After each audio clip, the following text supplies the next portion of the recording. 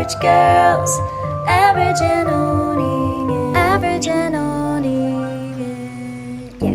Hello, everybody. Nope. Yellow. I'm nervous. What? Hi, everyone. Hi. Maddie's nervous. We're not sure why. I It's don't not like know. this is. We were just talking about how we started in April, technically. April 14th. Okay. I memory. looked it up the other day. And now we have been doing this for way longer than we thought we have. You'd think we'd be better at it by now, but we're not. No, we're not. It's so weird to me. I know. All right, Maddie, how's your week? It's good. Yeah, I've been working from home, which has been really fun. I wish. I actually get a ton done working from home because I just have no distractions. Oh. The only downside is that obviously I'm just stuck at my house all day. Oh, see, I can't focus at home. I can focus way better at work, but it's also because I'm like not working with other humans. No, I like being at home. It's all cozy, and I can like switch around my location.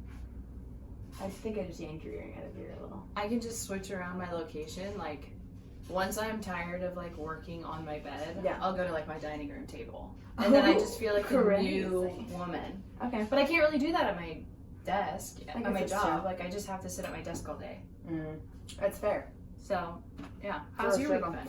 My week has been good. My week has been good. But I'm trying to think of what has happened this week. What are you hiding? I don't know. I don't think I have anything fancy. Oh, that's okay. It's just an average week. Yeah, no, but it was a really good week. Yeah, I everyone had a good work week. It was good. It's a good time. Cool. Aside from, the basic, the world imploding, which is as per usual at this point, Trump's second impeachment. which was good. I felt good about that one. How'd you feel about that one? It's just hilarious because he has, 10 days left in the office? Yeah, I know. It was pointless, but also, I think it's just kind of It's nice just that that's going to comical. be on his record forever, The only president that's been impeached twice. Right. Yeah, that feels good to me. And I honestly don't care about sharing this at all because I think it's absolutely insane. My dad is planning on going to the next rally. The next one, like, Because the he thought one the first right one went really well. after Yeah, the he Capitol. liked that one. He thought that one was cool. So Scott. he's gonna do the next one. So Scotty no. Scotty boy. Scotty. So How do we get to this man? Well, yeah, Like- no. He's like the very depiction of how propaganda works. Like he's been completely indoctrinated. So I don't know. This might be my last week of having a father. I'm not sure. Anywho, Maddie, how are we phrasing our hot take? Because Maddie and I were just in discussion and figured it should be something that could be discussed. We're just debating who is more, what's the word? Intimidating. Because I don't feel that I'm intimidating at all, but Haley thinks I'm more intimidating than she is. And my opinion's the exact opposite. I think you're way more intimidating than me. No, but here's the thing. I think I'm more outwardly, what's the word I'm looking for? Like, You're more outgoing. I'm more, but that wasn't, well, like, I don't know. I'm more outgoing than you, I guess, but not technically. I don't know. No, you for sure are more extroverted than me. No, I'm not more extroverted. I'm introverted as a human, but I'm more outgoing. I feel like I'm introverted. Yeah, but so do I. But you're more introverted than me? I think so. I think I need way more alone time than you do. But Yeah, I'm more outgoing. yes. Like You are you're more talkative, Yes. which is hilarious. Which I think makes me not intimidating. Because you're more talkative? Yeah, I think you're more intimidating to me because, like, I think other people would. I think it's hard because we've known each other for so long. Yeah. But I think that other people would find you more intimidating because you're not necessarily gonna you're not easily impressed. You're not. Like, people could, you're not, if someone comes up and they're like, oh yeah, Maddie's gonna be, very impressed with my status in the situation, you're like, no, I don't care. You mean if someone tried to... No, give you're an not gonna be a example. tryhard with anyone. Okay, yeah, I agree with that. But that makes me seem but intimidating? No, I don't think that I'm necessarily a tryhard, though. And I don't know. I don't think... Okay, this is the difference. I don't think you're impressed by tryhards either, but No. you're nicer about it. I have a hard time giving, a sympathy laugh. Yeah. You're like, oh, let me cushion the situation because I don't want you to seem... I don't want you to feel uncomfortable. Yeah. And I'm kind of like... Oh, I hate this. No, I'm just I'm not going to be fake. Not that you are, but you giving a sympathy. No, what I'm saying, like, you giving a sympathy laugh versus me not. If it's a matter of who's faker in the situation, it's me. But I do sympathy laugh some people sometimes. No, you do, yeah. But you're not calloused. You're not, like, mean. I think if people had to guess, though, of which one of us is mean, if it was, like, either Haley or Maddie's mean, they're going to guess you over me. No, I feel the You think people think I'm mean? Yes, because you have way worse RBF than me. No. I don't have RBF. Yes, you do. No, I don't. You have it worse than me. No. I don't think either of us have it. Bro, I'm having an identity crisis. No, so am I. You have always known you have RBF. I never knew I had RBF until this exact moment. You're this lying. feels like the moment. You're lying. Don't crack my knuckles. This feels like the moment where one time Grayson told me that he said something about like, oh yeah, you know how whenever people, they made you uncomfortable, they talk really close to your face, kind of like you. Like you're a really close talker. And I was like, Grayson, what the hell are you talking about? He was like, yeah, you're just a really close talker. And I was like, no freaking way. And now, almost in every conversation, I'm always like I back myself up a little bit because I think I'm talking too close. You don't know you have RBF? I do? You 1000% have RBF. What do I look like? I can't do it. I don't have RBF. Oh, shut up. No, I don't think I do. Like, your straight face, let's both go straight face right now. Okay. I can't do it. But I don't think I can either. Your straight face is way more scary than mine. But, like, now I think I'm going to be thinking about it too much. Because you know how your straight face is different than, like, your straight face mirror face? Yeah, because you're in the mirror, you're like... I was like, oh. Ooh, These shoot, cheekbones, dang, girl. You're, like, pursing the lips a little bit. This is just, like... I'm trying. Yeah, you don't look mean. But I don't think yes, you do. No, I don't! I hate that. I hate that people think I'm mean. No, I don't think that people think you're mean. I think that if it came down to who looks meaner... I completely disagree. I don't think... Okay, but granted, neither of us are going to think we're intimidating. I low-key love when people think I'm intimidating, though. Really? Yeah, I think it's a weird It makes me power feel move. really uncomfortable. Really? Like, this one girl she's a student worker and she works in our office for a different team. She was like... She told me the other day, or a few months ago, she was like, you are so intimidating to me. And I was like, really? And she, like, went on to tell me why. But in my head, I was like, oh my gosh. That was the first time I ever thought that I was intimidating since high school. Okay, but what makes an intimidating person? Because I think people are intimidating for different reasons. Like, I might be intimidated by someone and not want to talk to them, and then intimidated by someone and want to be their friend. Well, I think that's the reason why this is messing me up, because I think intimidating people that I don't want to talk to are just rude. Yes. Like, no, I agree. If it's like an intimidating person, I'm like, okay, you're intimidating, but I also don't really want anything to do with you. Yes, exactly. I'm intimidated by mean people. I'm not intimidated by confident people at all. No, me either. But I think that's why people would think that I'm intimidating. Or at least that's what the girl told me. Okay. She was like, you just seem so confident and, like, comfortable, and it's really intimidating to me. I remember, I think it was my freshman or sophomore year at Southeastern, a girl who I thought was really cool came up to me and said, like, hey, I just want to let you know, you are so confident, and I'm just jealous of you. And I remember looking up at her, and I think I said something like an idiot, along the lines of, like... I'll kiss your feet. No, I was like, I think I said something along the lines of, like, no, I'm actually just an idiot. Like, I don't know what's wrong with you. I'm actually just stupid. Like, that's how I feel. No, that's how I feel, too. Yeah, that's why... Okay, so we think we're stupid, but somehow that makes us intimidating. Yeah. I don't know what it is. I have a negative connotation with being intimidating, though, because I think, like, mean girl. But I don't think, I don't think we're not mean girls. No, I know, but that's why I don't like the thought of me being intimidating. And I don't think that you look like a mean girl, but you could be. Like, if you were a mean girl, I'd be like, oh yeah, that makes sense. Really? Yeah. I remember one time Tori, one of my sweet roommates in my freshman year of college, said that she didn't think she was going to like me whenever she looked at my Instagram whenever we first agreed to live together. And she, I guess, said to one of the other girls, and her and I ended up being really close. She was like, the first thing I said was, she looks mean pretty. Like, she just looks like she's going to be really mean. And I was like, Tori, you're like my favorite person on earth. And she was like, I know, I was wrong. That now. Yeah. I think there is definitely an element in the least conceited way from both of us that you look like pretty girls are scary. Like, I think other pretty girls are scary. That's true. Yeah. Like, there's an element there because they have like some sort of. Aw, but like, I don't want to be ugly, but I also don't want to be mean. And I don't think I'm that pretty. No, I don't think I'm that Like, cute. I'm not on I'm certainly not We're that not cute. on that level. I'm of, not like, cute enough fear. to be mean. No, you shouldn't fear us because we're like too pretty. Like, it's just a lie. Like, we're No. 8s. What? We're 8s, baby. Oh, I thought you meant Enneagram 8. That's where my brain went. No. But I don't know what I'm trying to get from this, but I don't like it. I don't like it. No, I agree. Okay, so basically this all poses the question of... We're asking you guys. We're asking you to go to our Average About Owning It Instagram because we're going to put up a poll. If you just... Are we just doing this based off of... I just saw you? Yeah. Saw you from across the room talking to somebody. Who's more intimidating? Yeah. Well, I want to know that, but I also want to know what makes an intimidating person, and is it a compliment to be intimidating? Because to me it's not. But to me it is.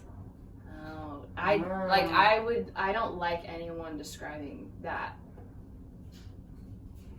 of me. Mostly because, obviously, like, when you meet you, you're like... Like, if I didn't know you, but I thought you were intimidating, like, when I meet you, I would be like, like... No, she's just a moron. No, she's just hilarious and, like, fun. And gorgeous and incredible and perfect. And then when you meet me, you're like, oh, you're weird. No, shut up. No, not in a bad way.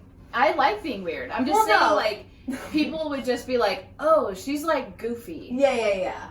Like, she's not, like... Which I don't think I come across goofy on these podcasts because we're talking about death a lot. No, she's weird as hell. Yeah. But I'm just saying, like, whenever people I get to wish know I me, they're could, like, like- oh, I thought you were so scary, I but wish you I laugh could at... insert a clip of the way that you were laughing in the kitchen earlier when we were just standing there. What were you laughing about?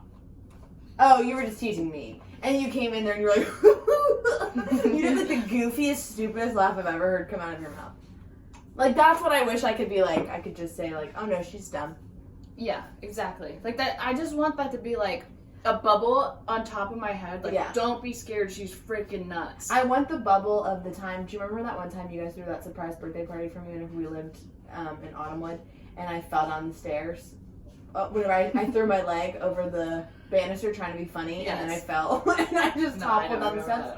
You don't remember that at all? No, I lied. Oh, okay. Well, it's pretty funny. I'm not gonna lie. Okay, are you ready for some murder or what? See, here we go with the murder. Yeah. So this is not helping with the goofy vibe, but this is a 2020 episode that I just watched the other day. So I'm basically just regurgitating the 2020 episode. Oh, I thought you meant like it happened last year. Oh, no. Okay. No, like 2020 the show. I got you. And it was so good. And we don't talk about it enough. And I wish actually I would have thought this out because I would have played a clip first. But it's okay. We can insert it. Well, no, but I'm saying to you. Oh! But it's okay because we'll go back and I'll insert a clip on our Instagram too. We'll figure it out. But this story is the story of the dating game killer. Ooh. The reason that it is called that is because did you ever hear of the show The Dating Game? From like the 60s, 70s. Yeah, into the it's 80s? like... No, that's Battle of the Sexes. What? You know the game? No. Carry on. Okay. Well, The Dating Game was one of those shows. It was like the original show of like girl, 3 guys behind the curtain, 1 contestant, 1, 2, and 3. She asked some questions. Okay, yeah, I know. That's the dating game. So that's whenever the show was created, which we'll get into. This serial killer actually starred on the show. Ooh.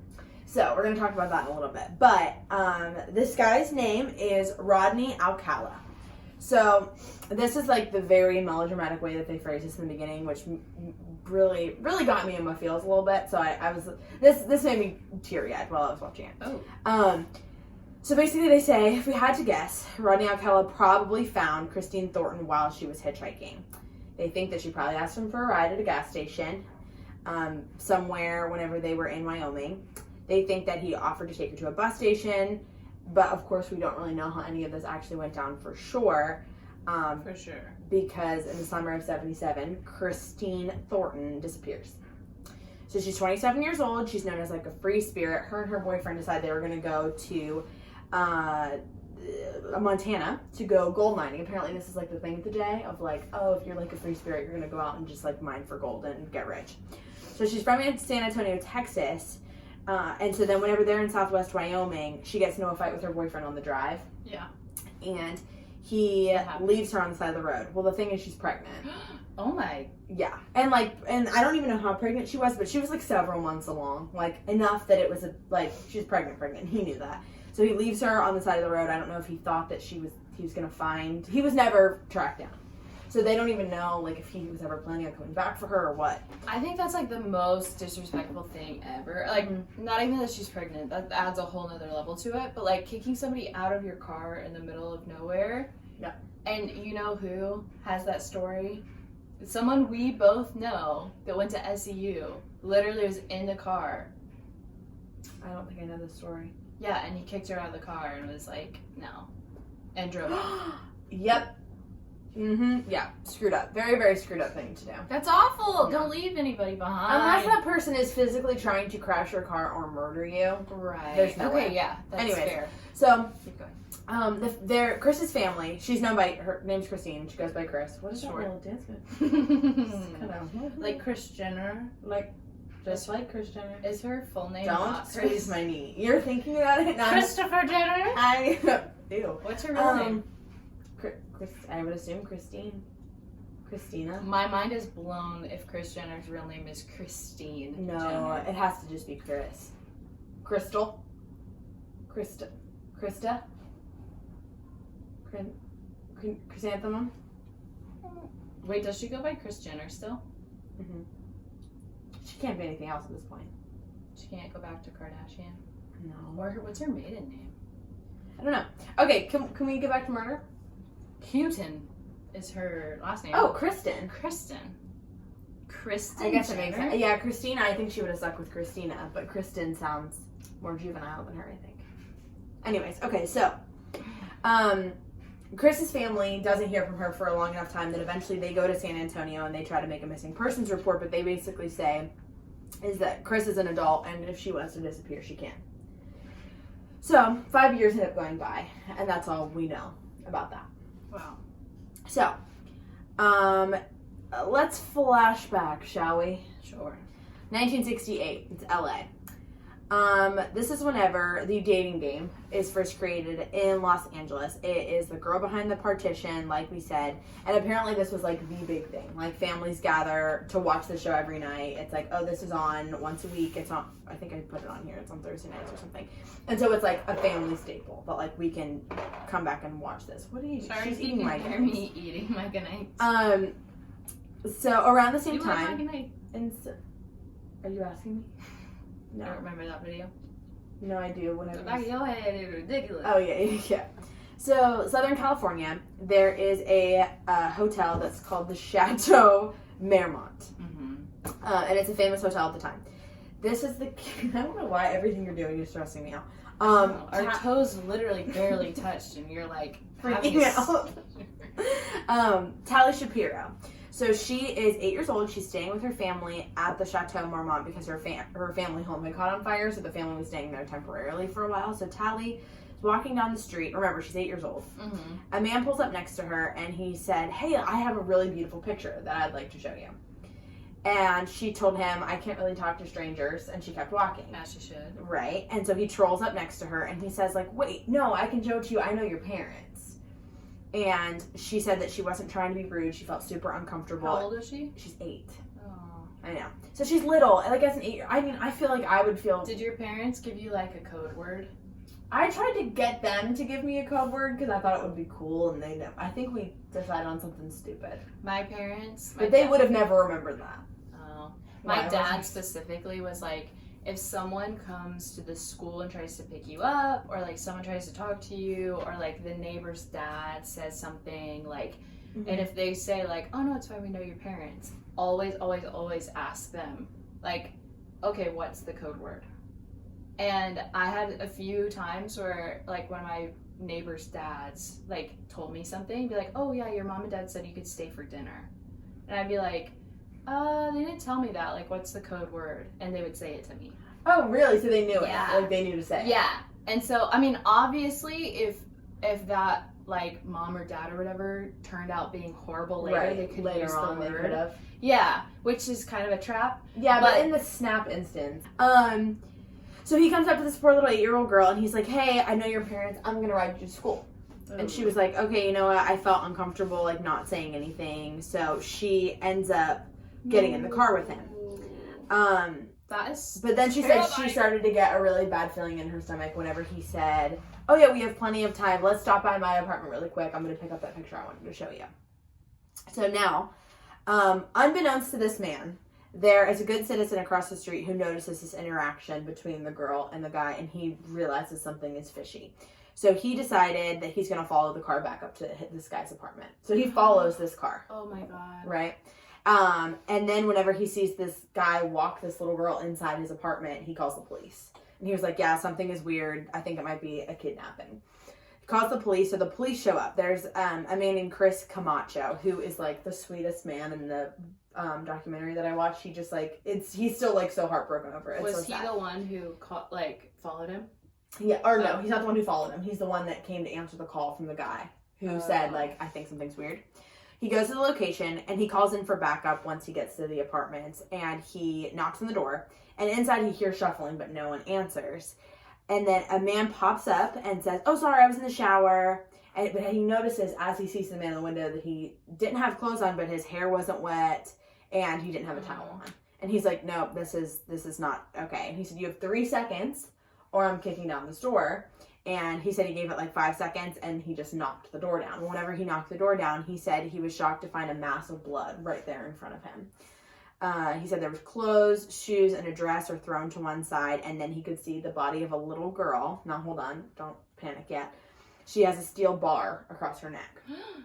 He assumes that she's dead automatically. So backup comes. They're looking around the apartment for the subject because now he's disappeared. And there's just chaos everywhere because they're trying to figure out if the little girl's alive whenever they hear her cough. And so they realize that she's alive. Is and she so, playing dead? No, she wasn't playing dead. She was unconscious. Oh. But she starts to like kind of come to a little bit. Oh, okay. So she coughs. And so the police officer has to decide whether he's going to go chase after this guy and find him or if he's going to administer life-saving aid to this little girl. Right. And so he decides to save the little girl. Oh. Well, apparently the backup is standing out by the door and thinks that whenever this police officer like yells out like she's alive, call an ambulance, the guy from the back who's watching the back door thinks that he's calling for help. And so he runs after him, leaving the back door open, while the subject, whoever he is at this point, runs out the back door and completely disappears. Oh, shoot. Yes. So, Tally, the little girl Tally, is bleeding out, but she's clinging to life. They find in the apartment that the man who lives there's name is Rodney Alcala. He is a UCLA student in the photography department. Oh, gosh. So shortly after her recovery, Tally's family moves to Mexico because they can't get away from everything that happened. And apparently Tally's family like never talks about it again. They were just like, let's pretend like this never happened and just like went on with their lives. They are over LA and everything follows them, go to Mexico. That comes back into the story later. So they start asking about Rodney Alcala, trying to track him down. So they go to the UCLA campus. They start asking professors, and the professors all say, like, you have the wrong guy. This guy's awesome. Like, there's no way he did this at all. So very much not like your typical, because usually people are like, there's always something a little off about him. But these people aren't saying that at all. So background on Rodney. So Rodney's born in 1943 in San Antonio, Texas. He has an absent father. His mother moves himself and his siblings to the LA area shortly after the dad disappears. He's known to be highly intelligent. He has friends. He has an education. He joins the army in the 1960s. So everything is like pretty normal up until this point. But around that point, he goes AWOL a few times while he's in the army. Well, while he's in the army, he gets a vacation where he goes to New York. When he goes to New York, he assaults a girl, hits her over the head with a Coke bottle, like trying to knock her out. But he doesn't end up actually knocking her out. The military gets word of this. They release him because they say he's having a nervous breakdown. Apparently, medical professionals at the time were like, no, we think it's like something more intense than that. And basically, the military didn't want to look into it. And so they just honorably discharged him. So he decides to move to LA. This is where he enrolls in UCLA studying photography. He lives less than a mile from the hotel at the time that he abducts Tally Shapiro. So 3 years go by later. They have never been able to find Rodney, where he went. And they think, like, oh, he must have gone to Mexico, because they just assumed, like, he can't be because here. the family just went there. Right. But they weren't worried about that. Once it's out of jurisdiction, it's like, who cared? Mm-hmm. He's on the top 10 most wanted list when they get a call in LA. Rodney Alcala had been captured in New Hampshire. So not even anywhere close to Mexico. Yeah. This is because in 1968, a year after this, John Berger applies to the NYU School of Arts. It's him. Uh-huh. Yes. He's been a fugitive for 3 years. You get to choose your last name, and you're choosing Burger. That's actually a good point. I didn't think of that. Weird. Like, I can have anything I want. Smith, Johnson, Brown, something just like very basic. Inconspicuous. Yeah, that like if you look up John Brown, you're gonna get 300 people. Right. You'd be John fine. Burger. John Berger, that's him. Burger baby. John, middle name Cheese. You like that one? John Cheeseburger. That's good. She put her hand on my shoulder and said, "That's good." John Cheeseburger. This just went away. Anyways, New York in the early 80s is considered a feeding frenzy. There's violent crime, like, absolutely everywhere. It's completely rampant. So Alcala is basically able to fly under the radar, and nobody there is looking for him. It's in the 60s. Like, I know. It's so sad. All these stories that happened when the police sucked then more than they do now. well, not even that they sucked. They In just didn't different have the ways. technology, which, like, Yeah. they sucked there in different reasons. Now we have less of a They reason to suck. they sucked then because they had to. Now they don't have to. They just want to. They just are. Yeah. So around the time is whenever he meets Cornelia Crilly. She's a flight attendant living in Manhattan with a bunch of friends in an apartment. She's engaged. When one day her fiance Leon gets a call from her mother that she hasn't been able to reach her all day. So her fiance goes to her building, knocks on the door, gets no response. Calls the police, he breaks down the door. And that's when they find Cornelia is dead inside. But here's the thing, there are 2,000 murders that year, and they have nothing to go off of what happened. There's literally no evidence anywhere, and so the case goes cold. Yeah. Meanwhile, John Berger is spending his summer as a camp counselor in New Hampshire. Now this is wild. He's a camp counselor. He's for a kids. camp counselor at like an arts, like he's teaching kids photography. Oh my. Yeah, so he's super cool.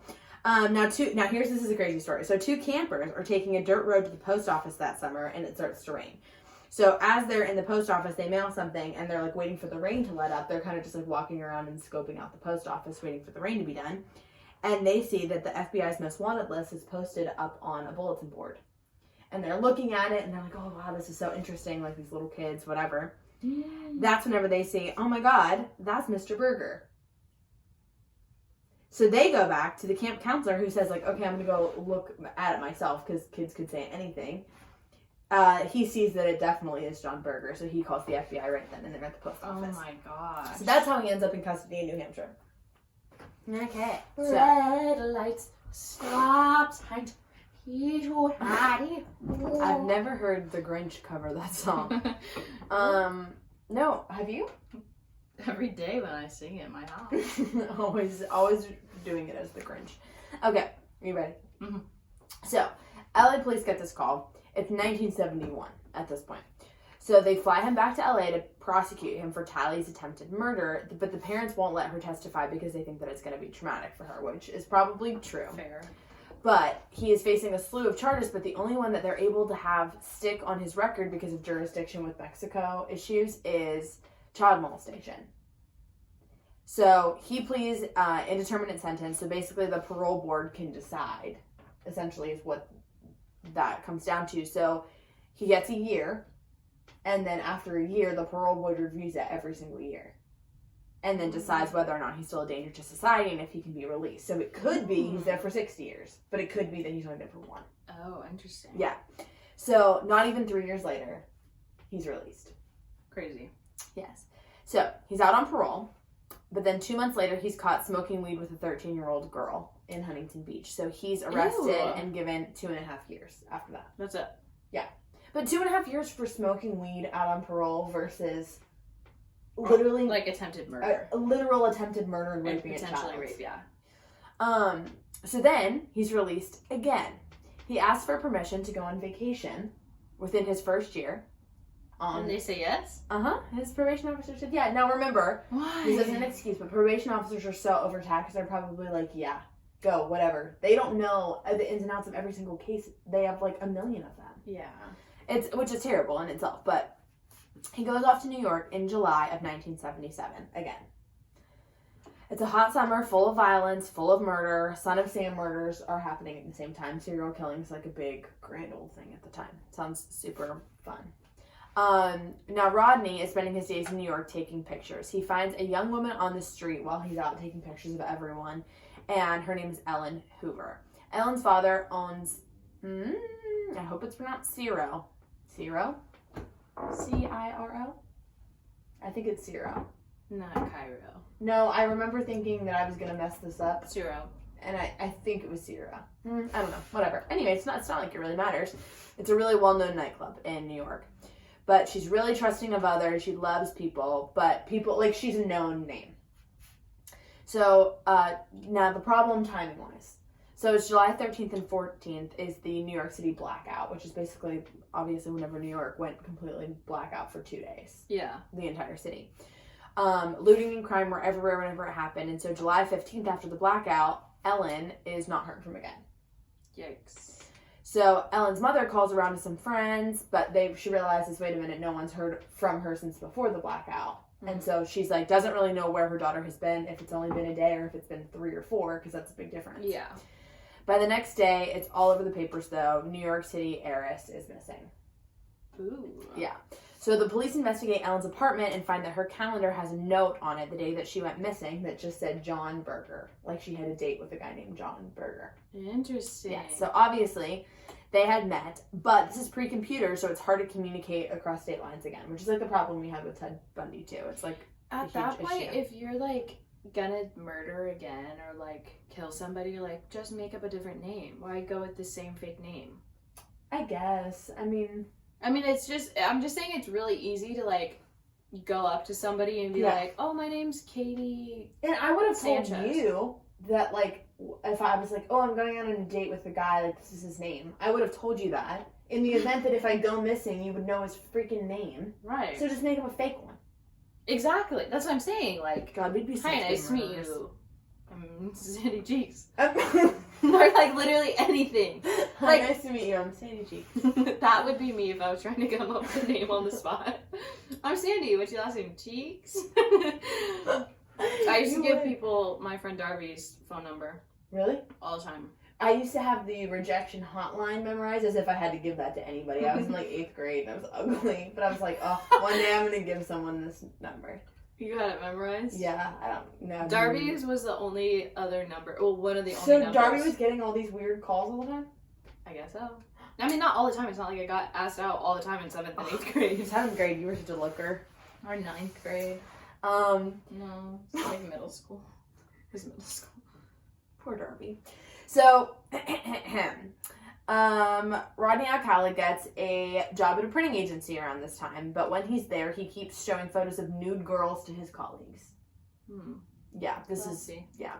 But people think that he's artsy, kind of weird, but like not harmless. Like that's kind of the vibe that they Not get. harmless? No. Or harmless? Kind of harmless. Oh, okay. Yeah, that's what I meant. The FBI is finally able to connect Rodney Alcala to Ellen.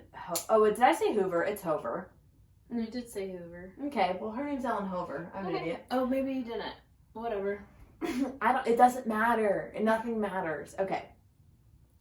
A few months later, they find that he's in LA. He admits that he had taken pictures with her in Westchester.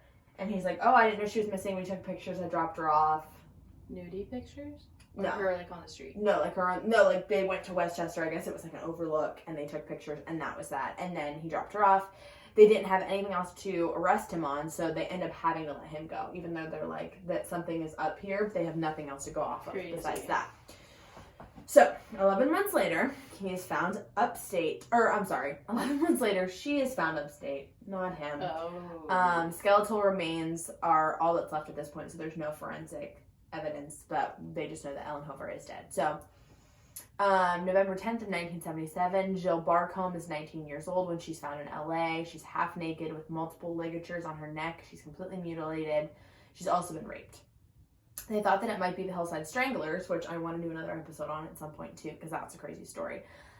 Because it kind of fit the MO, like where she was found. But Jill Barcombe actually had a friend. This is just a weird connection. Jill Barcombe actually had a friend that was murdered by the Hillside Strangler. So she was murdered by this guy, and they were murdered by the Hillside Stranglers. Ew. Isn't that so gross? Okay, anyways.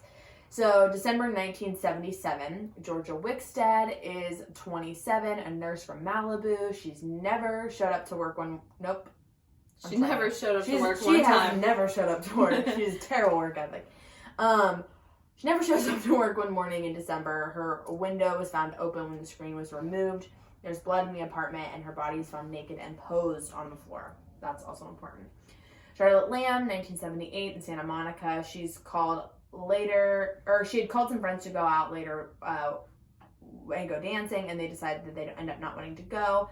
Later, she was found in the parking lot of an apartment complex. Her body is posed and naked with her back arched and her hands tied behind her back. So, at the same time, now this is the crazy thing. At the same time of these murders, Rodney Alcala is bored with his life. He's having a midlife crisis, as normal people do, not just serial killers. He's like, you know what? I know it's going to help. I'm going to go get famous. What? Yeah, this is going to help him. So, how do you just go get famous? He ends up as bachelor number 1 on the dating game, who likes to go skydiving, riding his motorcycle. Now, he's on the show, and we can watch it. We'll watch it after this. He's making sexual innuendos the whole time. Now, this is so there was a family-friendly show of the 1968. Now we're in the 70s. So this is like the revamp of the show where they were trying to it was clearly a family-friendly show. Now they're trying to get more hype for it. And so they're now, trying to get spicy with it. They're getting a little spicier. The whole thing is sexual innuendos, which probably would have been like, ha ha, all in good fun, if you didn't know that he was a murderer. Like, oh my god, it was disturbing. Okay, but we'll watch it. I'll put a clip of it. It's disturbing. So, he's funny and a little bit raunchy, but kind of in a sexy way, because he's a good-looking man. He's you. Funny but raunchy in a sexy way. The way that you started out offended by it, and then you grew to like the I said raunchy in a sexy way. Thanks. Yeah. Okay. So. Now here's the story of him getting on the dating game. I know I'm stuck there now. 1978 September. Casting directors are disagreeing about him on his interview whenever he comes in to get on the show. Ooh. Apparently, the executive director of the show put NW on his paperwork for him, which means no way on the audition paperwork. So some had discernment, others said entertainment. Entertainment, baby, you pay the price. He said that he had a strange personality, but the casting director's woman, she argues, and she said, look at him, he's charming, he's striking looking, he's gorgeous, women are going to love him. And so the compromise was, he could go on, but he had to be in between two guys with really great personalities. They needed to be the complete opposite so that he wouldn't get picked, is basically what they did. Oh, so contestant number 2 was warned ahead of time that number 1 was going to be next to him the whole time, and he was a little bit creepy. And they were like, hey, just maybe keep your distance, he's a little weird. And this guy gets on the 2020 episode and he agrees. He's like, yeah, he was weird. He was just something off about him, and I couldn't put my finger on it, but he was weird. Now at the end, keep in mind if you want to watch the clips, they're available literally everywhere. But at the end, Rodney Alcala is chosen by Cheryl. She decides that so they're gonna go out on a date. So basically the way they do it is afterwards they go out and then they go backstage, they talk for a little bit, and then they arrange the date and the show pays for the date. Yeah. Well, the next day Cheryl calls the casting director and she says that there's no way she's going out with this guy. It's not reported why exactly she felt like that or what their conversation was. But she ended up not going out on that date. She said, called and was like, do I legally have to go out on this date? Did I sign paperwork that said I had to? And they were like, we can't make you do that. If you feel Thank weird, God, that you feel saved weird. her life. No, it literally did. So shortly after that, Jill Parento, probably saying that wrong. She's 21. She lives in Burbank. She doesn't show up to work on June 14th, 1979. Her body is found posed, fully naked, a pillow behind her back to prop her up, in a stagey position. Ugh. What were you gonna say? Something? I was gonna say, what is posed? Like, so it just depends. Like, certain girls were just like posed, like angled, really, like dramatically. Aw. I know, it's really sad. Were you thinking of the TikTok sound? No. No, what's that? Pose. You know that one? No, I know. That's what I was thinking of. You know what I'm thinking of? No. Oh, you would know it. I don't know how the rest of it goes. I showed you what my TikTok is full of. My For You page is like... Is what? It's... You better clarify. Oh, want me to play the song? No, but I mean, now I feel like you have to clear your name because you made it sound real weird. I did, didn't I? Mm-hmm. Ready?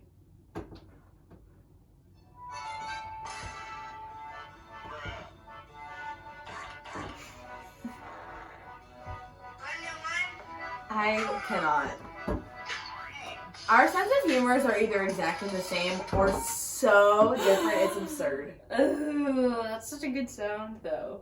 Is it? Bruh. Okay. Anyways, moving on. I'm kind of kidding. Okay, so at this point, Rodney Alcala lives with his mom. Because what the hell else is he gonna do at this point? He's been killing all the way out the fucking emails. Robin Samso is 12 years old. Samso. Samso. Kind of a cool last name. Mm-hmm. Like, why didn't you pick the last name Samso? You picked Burger. What's that one song? I don't know what you're talking The about. redeemed of the Lord Samso. Nope. You don't know that song? Maddie, I didn't grow up in church like The you. redeemed of the Lord say so. No. The redeemed Oh, of the shoulders. But Samso? It would be so much better if you grew up a Christian. I did. I just grew up Catholic. They were a little bit more pious. They didn't do those little shoulder moves you just did. Wait, do you know any hymns? Yeah. What's I your, only know him. what's your favorite hymn? Cheers. My cousins and I actually sing hymns at each other all the time. What's your favorite? I don't think I have a favorite. There's one they always sing at funerals that my cousins and I laugh at because we don't none of us are really Catholic anymore for the most part, but like there's always this one song they play at funerals that gets you in your feels every time, the I'll Raise You Up When Eagles Wings one. That's not And a I hymn. will raise... No, I know. Oh. That was not a hymn. I know, I'm just saying that's a Catholic song. Oh, I thought you were talking about like the Josh Groban. No, not that one. Okay. That one's no, it's like oh, that feels good. I don't know if this is a hymn, but my family sings it around the Thanksgiving dinner table every year. Oh, come all ye faithful. That's not a hymn. Is it a I don't know. hymn? If you keep saying it, it sounds weirder. It's not a hymn, it's a her. Shut the hell up. A man and a woman. Did you not hear about that? What? There was all this ruckus because this guy closed out a prayer and he legit said, Amen, and a woman. No. What? I did not hear about that at all. And then there's a bunch of memes that were like, menu, womenu. I did not see that. Oh, No. it's funny. Oh, what a weird battle to pick. Okay. Robin Samso, 12 years old. She's blonde hair, blue-eyed little girl. Around 2:30 that day, Rodney Alcala ends up at the beach where Robin and her friend are. Can you sit still? Jesus. He has his camera. He tells the girls that they can be models for him. But her friend grabs her arm, her friend Bridget pulls her arm and says, no, we're not doing that. And takes her out of the side of the camera. What? I'm talking about a 12-year-old being murdered, Maddie. What's funny? Literally nothing. What are you giggling about? You have no idea? No, I do. Let the redeemed of the Lord say so. I hate it here. This is the worst. Oh, God. Guys, I'm sorry. Okay. You look tired. Yeah, I'm tired about talking about death. Maddie, I don't know what to tell you. I don't like this. Well, can I finish up? And there might be a light at the end of the tunnel, or maybe not. I don't know. Stop farting. I'm not. It's a chair. A little bit later on, Bridget. Nope. Let me try again. So then they go back to the house. Oh, Maddie, can you go outside? I'm just gonna finish this myself. Are you serious? Stop. It smells terrible. What are you making stuff up for? You're right. I'm making that up. Okay. Robin goes to a ballet class at 4 p.m. And so Bridget says, hey, you can borrow my bike. Go do whatever the heck you need to do. So she goes back to her house. But a little bit later on, Bridget gets a call from one of Robin's brothers that asks if Robin has left yet. And Bridget said, she should have been home by now. She left a while ago. So that night, after Robin doesn't turn back up, they file a missing persons report. And Bridget completes a sketch that looks exactly like Rodney Alcala. What? Are you serious? You're trying so hard. You're focusing so hard. Just act like I'm not doing this. Okay. So about 2 weeks later, a park ranger finds human remains that have been partially eaten by animals. I knew it. I knew it was either going to be you were going to take that really seriously or you were going to bust out laughing. Okay, I'm glad. I only laughed because you went like this, eaten by animals. Because I thought you were going to laugh, but you didn't. I wasn't gonna until you did that. The shoes and the beach towel are identified as Robin's, though. Now the whole family is destroyed, but their mother is particularly distraught about the entire thing. So it's July 23rd, 1979. Rodney Alcala is arrested. They go to his residence where he's living with his mother, and they see a receipt for a storage unit in the area. The problem is the search warrant doesn't include paperwork found at the home, which I didn't know that was like a possibility. But because it's in sight, they do write down the information and just keep it. Rodney Alcala is overheard in prison telling his sister that it's a good thing they didn't know about the storage locker. Oh. Yes. So they get a search warrant for the storage locker. He is keeping it in Seattle, your hometown. There they find thousands of pictures of other people. It's where he's keeping thousands? Yes, not thousands of murdered people. Oh, thousands of photos. They find jewelry, earrings. And then they find out that those jewelry and earrings are trophies from murders. So they get Robin's mother to come to identify the earrings, and they find that a pair of them are Robin's.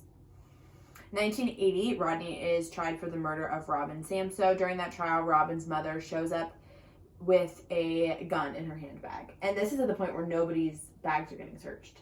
Mm-hmm. So she comes in, there's no metal detector, she's very calm, her whole family's there. She says, Robin's mom's sitting there, and she says that as she has her hand in the bag on the gun, she says she heard Robin's voice in her head tell her not to do it. And the jury deliberates for less than 5 hours before Rodney Alcala is sentenced to death for his murder, and he's taken to San Quentin. Not his murder, for her murder. Yeah. Now, an appeal ends up coming up several years later. The sentence is reversed by the California Supreme Court. Why? The jurors have been improperly informed about Alcala's sexual crimes previously. So now their family has to go through all of this again. In 1986, he's retried. A second jury does convict Rodney again to the death penalty. Oh. So you think it'd be the end of the story, right? It's not. Wrong. 2001. Rodney's death penalty is again overturned. He is now 58 years old. He looks creepy as hell. He said that it was ineffective counsel was the reason this time.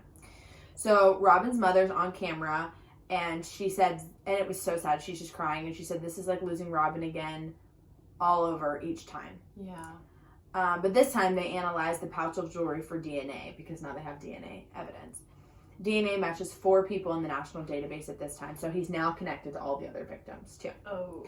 He's 66 when he decides to represent himself on the stand. What's up with people representing themselves? Isn't he like the third one? Mm-hmm. Yeah, we did Ted Bundy, H.H. Holmes, and him. Yeah. He's gross looking. This is directly correlated to his narcissism. They needed to prove, though, that he tortured the women, basically.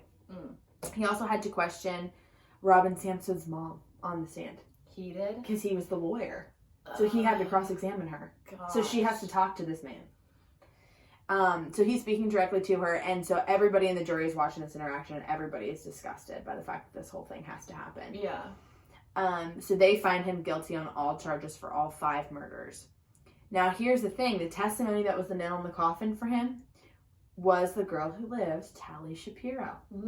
She is now an adult with a family who survived. She speaks against Alcala in the trial, and in less than 2 hours, he's found guilty on all charges, sentenced to death for a 3rd time. Now, the thing is, California then passed a bill for a stay of execution for all current death row prisoners, and so July 23rd, 2019 was the day that Robin's mom died, and she never got to see him be executed. Which, I have mixed feelings on the death penalty in general, but this man literally escaped death 4 times. Yeah. Like, oh. Crazy. So, 2013, New York is still investigating Alcala when they connect him to Ellen Hover and to Cornelia Crilly. Then the photos are released to the general public afterwards to see if these people can be identified or if any of them had gone missing. So they just take all of his pictures that were in that storage locker and just publish them. And they're like, if you see anyone in your life who's gone missing, let us know. He might have killed them. Oh my gosh. So that's all the pictures you can see? Mm-hmm. Yep, you can look them up right now. Wow. That's when they find a picture. Well, so Chris Thornton had a sister, who was the one who was looking for her, and her sister had kids who knew that they had an Aunt Christine, hypothetically, somewhere out in the world, but they didn't know if she was alive or dead. But they had seen pictures of her. The one son sends a picture to his mom and says, like, this looks like the pictures that you've shown me of Christine. Yeah. And they find a picture of Chris Thornton in the photos on his motorcycle, Rodney Alcala's motorcycle. The photo was taken where her body was later found. So in 2013, investigators from Wyoming go to talk to him about Christine. They show him the picture. He starts tracing her body on the photo, and he's tapping on the picture, but he's not saying anything. It's just, like, silent. And it's recorded on there. It's really gross. Ew. He says that he knows her. He remembers taking the photo, and when asked if he killed her, he just said, "Are you crazy?" What? You can't be a serial killer and then react that way. I have no idea. So Rodney is charged with first-degree murder, but he isn't able to travel. I don't know why. They just said he wasn't able to. So they decide not to try him in Wyoming. But it's basically just pretty much fact that he definitely did do it. He's just not going to... He's already, like, going to be in there for the rest of his life. Yeah. So it sucks because it technically she's not a confirmed victim still, but she is. He has been given multiple opportunities to share the names of all the victims. He refuses to disclose. They think that he likes having that information without anyone else knowing. And so to this day, there are 5 convictions and potentially many more murdered women for the dating game killer. Whoa. It's crazy that the girl on the show picked him. Isn't that nuts? And then she refused. Like, she could have just gone on the date and been like, yeah. I went through all this mess on the TV show. It must have been bad enough. I wonder what the comment that he said. Or I looked it up and there was nothing. So interesting. Yeah, I don't know what the conversation could have been. It would have had to been something pretty, like, obvious. Like, if you went on a dating show and went through all that trouble to, like, get on and, yeah, like, you know excited. A bad feeling. I feel like I would know a bad feeling of, like, ugh, there's something weirdly, like, skeevy about you. It would have to be pretty obvious, though, because if you're like, oh, I just don't know him, like, let's just give it a shot. It's one date. I mean, granted, I don't know how much time I could just see someone easily rationalizing trying it. Yeah. Like, it's cool that she just was like, I have a bad feeling in my gut, and I'm just not gonna go. Yeah. I'm sorry I laughed. It was one of those things where, like, you shouldn't laugh at the situation.